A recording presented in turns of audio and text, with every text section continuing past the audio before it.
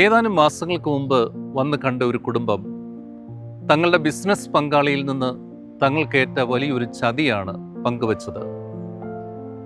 എന്ത് ചെയ്യുമെന്ന് അറിയില്ലച്ചാ എന്ന് പറഞ്ഞപ്പോൾ ആ മുഖങ്ങളിൽ കണ്ടത് കടുത്ത നൈരാശ്യമായിരുന്നു. ഓർമ്മിക്കുക, നമുക്കൊരു രക്ഷകനുണ്ട്. കൂടെ നിന്നവൻ ഒറ്റിക്കൊടുത്ത, ഏറ്റവും സ്നേഹിക്കുന്നു എന്ന് അവകാശപ്പെട്ടവൻ തള്ളിപ്പറഞ്ഞ ഒരു രക്ഷകൻ. ആ രക്ഷകനല്ലാതെ മറ്റാർക്കാണ് നമ്മളെ ഇങ്ങനെയുള്ള അവസരങ്ങളിൽ മനസ്സിലാക്കാൻ, സ്നേഹിക്കാനും താങ്ങി നിർത്താനും കഴിയുക?